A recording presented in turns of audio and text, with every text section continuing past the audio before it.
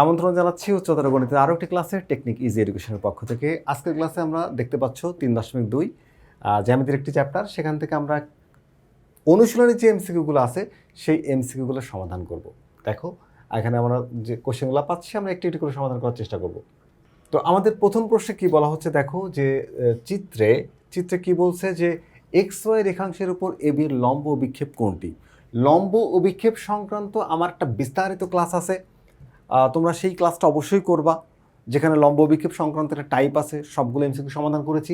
তবে এখানেও আমি তোমাদের একটু বোঝাই দেওয়ার চেষ্টা করব। দেখো বলা হয়েছে কি যে এক্স ওয়াই রেখার উপর এবি এর লম্ব অভিক্ষেপ কোনটি। তো যদি এক্স ওয়াই রেখার উপর এবি এর লম্ব অভিক্ষেপ আমি নির্ণয় করতে চাই, তাহলে আমাকে যেটা করতে হবে, দেখো এ এবং বি বিন্দুতে, দেখো এ বি যে রেখা এ এবং বি, এইটার এ বি এর লম্ব অভিক্ষেপ বলছে। তারপরে এখানে দুইটা বিন্দু আছে, এ বিন্দু আর বি বিন্দু। এ হলো প্রথম বিন্দু আর বি হলো শেষ বিন্দু। তাহলে এই দুইটা বিন্দু থেকে এক্স ওয়াইয়ের উপর লম্ব আঁকতে হবে। তাহলে এই বিন্দু থেকে একটা লম্ব আঁকলাম, যেটা হচ্ছে এক্স ওয়াইকে সি বিন্দুতে ছেদ করলো, এই দেখো। আর বি বিন্দু থেকেও এক্স ওয়াইয়ের উপর লম্ব আঁকতে হবে, কিন্তু বি বিন্দু থেকে লম্ব আঁকার দরকার নাই। কারণ কি বলতো, বি বিন্দুটা এক্স ওয়াইয়ের সাথে মিশেই আছে, তা মনে করো এটাই। তাহলে এই বিন্দু থেকে এই বিন্দুর যে দূরত্ব, এই দূরত্বটাই হচ্ছে লম্ব অভিক্ষেপ এ বি এর এক্স ওয়াই তলের উপর। আরও একবার একটু বুঝাই। ধরো এ বি এর লম্ব অভিক্ষেপ বের করতে হবে এক্স ওয়াই তলের উপরে। তাহলে আমাকে কি করতে হবে, এই এ বিন্দু থেকে এক্স ওয়াইয়ের উপর একটা লম্ব আঁকবা। এই যে লম্ব আঁকলাম, সেটা ছেদ করলে এক্স ওয়াই কি বি বিন্দুতে, সরি সি বিন্দুতে। আর এই বি বিন্দু থেকে লম্ব আঁকবো, বি বিন্দু থেকে লম্ব আঁকার দরকার নেই, কারণ বি বিন্দু এক্স ওয়াইয়ের উপর মিশে আছে। তাহলে এই বি বিন্দু থেকে লম্ব আঁকলে বি বিন্দুতেই পড়বে। তাহলে এই বি আর সি বিন্দুর যে দূরত্ব, এটাই হচ্ছে আমাদের লম্ব বিক্ষেপ এ বি রেখার এক্স ওয়াই তলের উপরে। তাহলে লম্ব বিক্ষেপ কতটুকু পাইছি বলো তো, বিসি। তাহলে আমাদের অ্যান্সার হচ্ছে খ।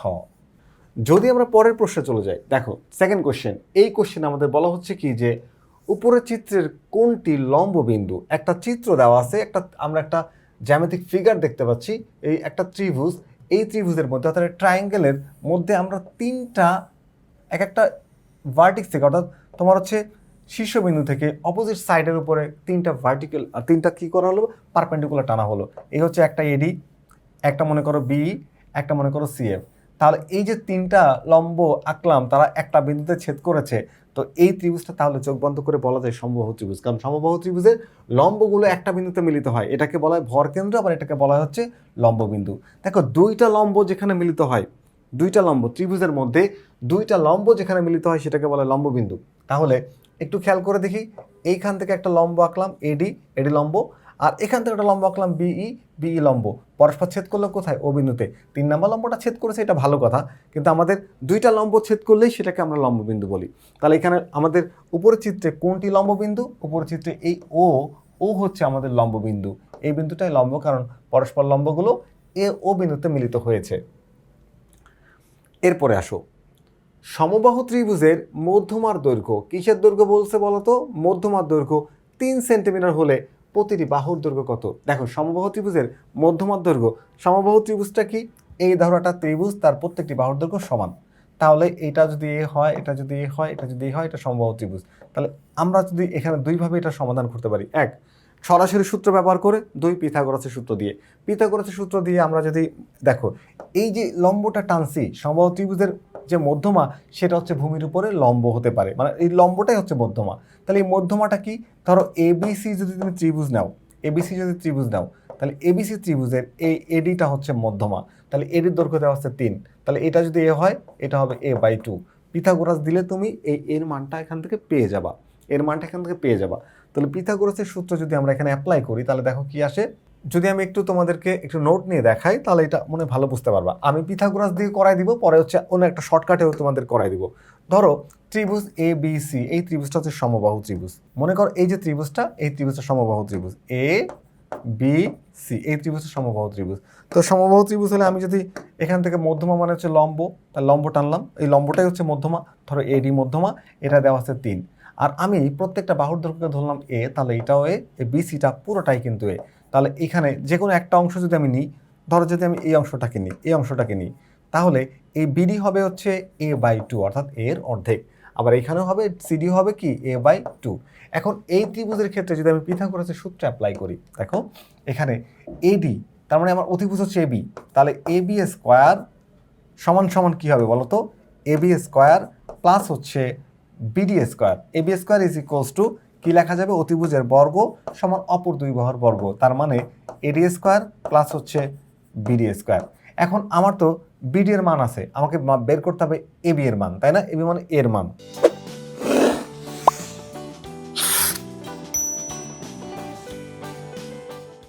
তাহলে এক কাজ করা যাক, এবি সমান কি ধরছি বলতো, এ। তাহলে এখানে এ স্কোয়ার, এখানে দেখো এই এডি হচ্ছে কি, এডি হচ্ছে 3, তাহলে লেখা হচ্ছে 3 স্কোয়ার।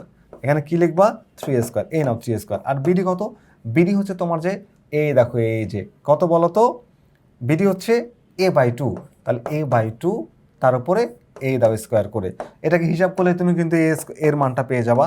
তাহলে এ স্কোয়ার সমান হচ্ছে 9 প্লাস এ স্কোয়ার বাই 4। তো যদি এটাকে তুমি একটু লসাগু করে যোগ করো, তাহলে এ স্কোয়ার সমান সমান কি হয়, 4 হচ্ছে লসাগু। তাহলে আমরা পাচ্ছি কি 4 গুণ 9, 4 নং 36, মাইনাস হচ্ছে এ স্কোয়ার প্লাস হচ্ছে এ স্কোয়ার।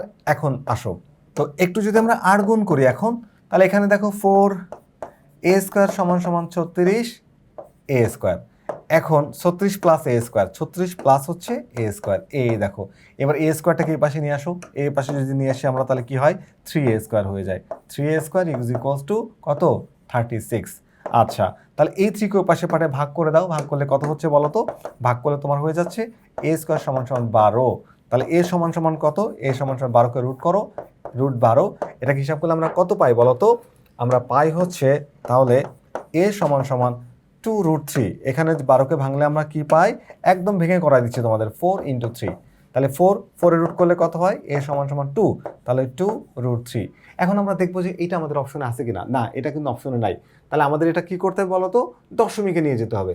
তো 2√3কে যদি আমরা দশমিকে নিয়ে যাই, তাহলে দশমিকে নিলে পাচ্ছি আমরা কত বলো তো, এই যে এই মানটাকে আমরা হিসাব করলে পাচ্ছি তোমার হচ্ছে 3.464, মানে 46, 3.46। দেখো 3.46 আমাদের অ্যান্সার চলে আসছে 3.46।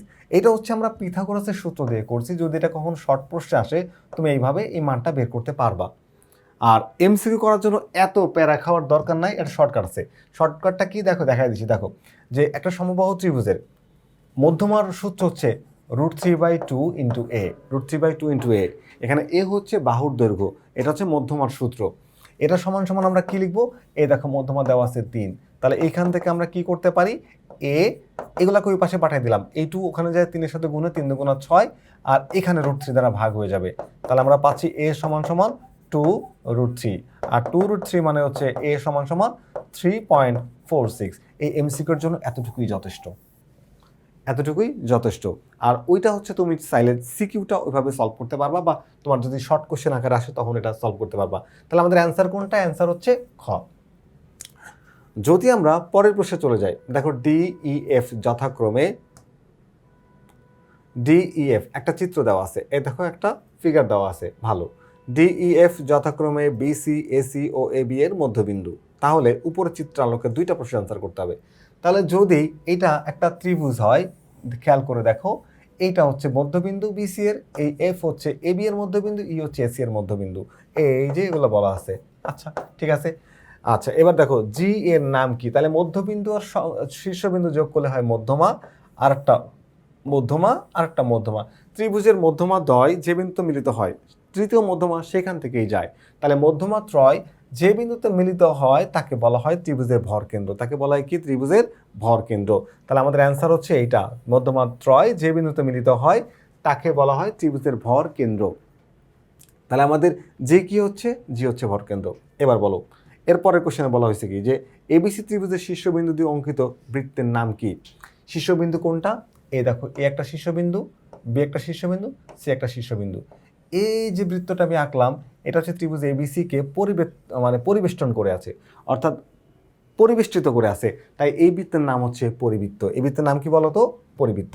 তাহলে এবিসি ত্রিভুজের শীর্ষবিন্দু দিয়ে অঙ্কিত বৃত্তের নাম হচ্ছে পরিবৃত্ত, পরিবৃত্ত। ওকে, আমরা পরের প্রশ্নে যাই।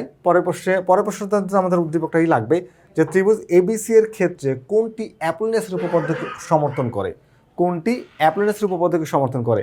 আচ্ছা অ্যাপোলিনিয়াসের উপপাদ্য থেকে আমরা কি শিখেছি বলতো, ত্রিভুজের যে কোনো দুই বাহুর উপর অঙ্কিত বর্গ, ত্রিভুজের যে কোনো দুই বাহুর উপর অঙ্কিত বর্গ, তৃতীয় বাহুর অর্ধেকের উপর অঙ্কিত বর্গ এবং ওই বিন্দু থেকে যাওয়া মধ্যমার অঙ্কিত বর্গের সমষ্টির দ্বিগুণের সমান।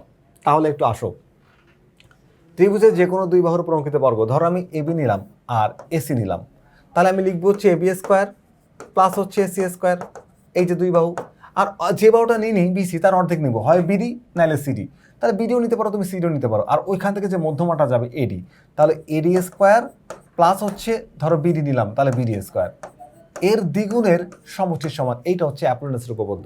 তো আমরা দেখবো AB square plus AC square is equals 2 into AD square plus BD square, বিডির পরিবর্তে সিডিও থাকতে পারে। তো আমরা দেখবো যে প্রথমে এইটা আছে কিনা, এটা না থাকলে এবি আর বিসি অন্য বাহু নিয়ে চেষ্টা করবো। তাহলে এবি স্কোয়ার প্লাস এসি স্কোয়ারটা সমান, আমরা এটাকে দেখি যে পাওয়া যায় কিনা। হ্যাঁ, এই দেখো আমরা পেয়ে গেছি AB square plus AC square is equals to 2 into AD, AD হচ্ছে মধ্যমা আর এই হচ্ছে বিসি বাহুর হাফ। এর ত্রিভুজের যে কোনো দুই বাহুর প্রঙ্কিত বর্গ, তৃতীয় বাহুর অর্ধেক এবং অর্ধেক থেকে যে মধ্যমাটা যাবে সেই মধ্যমার বর্গের সমষ্টির দ্বিগুণের সমান, এইটাই কিন্তু অ্যাপোলোনিয়াস তার উপপাদ্যে বলেছে। তাহলে সেই শর্তে আমাদের অ্যান্সার হচ্ছে খ। তো আজকের এই পর্বে আমাদের এই পাঠ্য বইয়ের এই 6টি প্রশ্ন ছিল। আশা করি এই প্রশ্নগুলো তোমরা বুঝতে পেরেছো। ফিরে আসবে আবারও নতুন কোনো গাণিতিক সমস্যা নিয়ে, ততক্ষণ পর্যন্ত ভালো থেকো। আল্লাহ হাফেজ।